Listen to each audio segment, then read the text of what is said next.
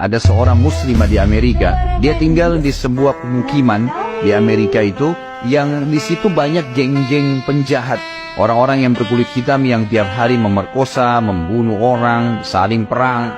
Tapi dia nggak bisa apa-apa karena memang dia tinggal di wilayah situ bersama dengan orang tuanya. Tapi karena orang tuanya mendidiknya Islam, dia pakai jilbab. Setiap hari dia harus melewatin gang-gang orang-orang ini. Jadi dia berusaha supaya tiba di rumah sebelum terbenam matahari. Karena kalau sudah malam, sudah gelap, udah kumpul tuh geng-geng semua di situ. Ringkas cerita adalah, cerita kisah nyatanya, muslimah ini pulang dari kampusnya agak malam pada satu hari. Sudah gelap, dia nggak punya pilihan. Harus melewatin gang-gang yang penuh dengan orang-orang jahat ini. Dia bilang, saya waktu mau lewatin gang itu menuju ke apartemen saya, rumah susun orang tua saya, ada satu perempuan di depan saya kelihatannya bukan muslimah, tidak tutup aurat, lagi lewat juga di gang situ. Tiba-tiba saya lihat dengan mata saya dikeroyokin oleh laki-laki itu. Dipegangin, ditarik dengan paksa, dimasukkan ke dalam sebuah tempat dan terdengar suara teriak-teriak, kemungkinan diperkosa. Dan mereka sudah punya tim, jadi yang narik ke dalam itu beberapa orang nanti diperkosa, yang lainnya berdiri di depan gang, seakan-akan tidak terjadi apa-apa. Nanti mereka gantian memerkosa orang, hampir tiap hari pekerjaan begitu. Maka muslimah ini mengatakan, saya lihat depan mata saya itu, tapi saya nggak bisa berhenti. Saya mau kemana? Mau ke kampus sudah tutup, mau ke tempat teman-temannya jauh, rumahnya tinggal beberapa langkah, harus dilewatin. Dia bilang, lalu saya berdoa kepada Allah, ya Allah, sebagaimana aku meyakini kamu ada,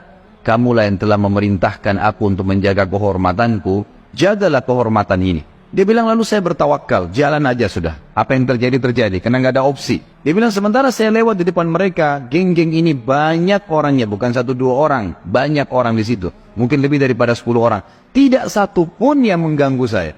Nggak satu pun mengganggu saya. Dan waktu saya lewat, mereka pada buang muka. Orang-orang ini pada buang muka. Saya jalan sampai melewatin gang itu. Kebetulan rumah orang tua saya berhadapan dengan kantor polisi. Lalu saya datang kantor polisi itu, lalu saya berkata, tadi ada kejadian begini, ada perempuan diperkosa di sebelah sana. Polisi pun akhirnya menerima laporan tersebut, lalu memeriksa, kena dekat, betul terbukti ditangkap, masih ada perempuan tadi dan memang diperkosa. Akhirnya ditangkap semua nih penjahat-penjahat ini. Sementara ditangkap, dia bilang, waktu masuk di kantor polisi, mereka tahu saya yang lapor. Tapi mereka setiap lihat saya pasti buang muka. Kayak orang, bukan buang muka karena marah ya. Kayak orang yang ketakutan melihat saya, dia bilang. Sampai masuk di penjara semua. Sudah terungkap masalah itu, dia bilang, saya penasaran. Saya bilang sama polisi setelah itu, bisa nggak saya sebelum pulang, saya mau temuin penjahat-penjahat itu. Kata polisi, silahkan. Datang ke sana, dikawal, dia datang, dia tanya. Waktu dia bilang, saya masuk ke penjara, semuanya pada tunduk, gak ada yang berani lihat saya.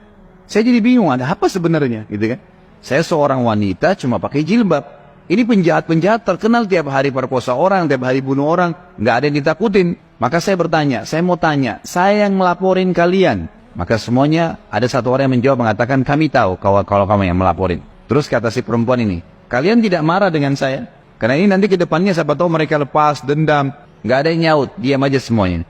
Terus dia bilang, saya mau tanya, kenapa waktu saya lewat tidak ada di antara kalian yang mengganggu saya? Saya ingin tahu, apa sebabnya? Ada satu orang, dia tidak angkat matanya ke arah perempuan, cuma dia tunduk, dia mengatakan, dari tadi, dari Anda lewatin gang, sampai sekarang, di belakang Anda banyak orang yang menggunakan baju-baju putih yang menemani Anda. Dan badannya besar-besar, kami takut. Perempuan ini bilang, saya tiba-tiba gemetar, hampir jatuh. Kaget dengan informasi itu. Tapi itu kisah nyata, gitu kan? Kisah nyata. Dia bilang pun, kalau begitu baiklah, dia keluar, lalu dia ceritakan kepada keluarganya. Tapi apa yang kita ambil pelajaran dari kisah ini? Keyakinan kepada Allah subhanahu wa ta'ala, mendatangkan pertolongan yang memang tidak masuk di akal manusia.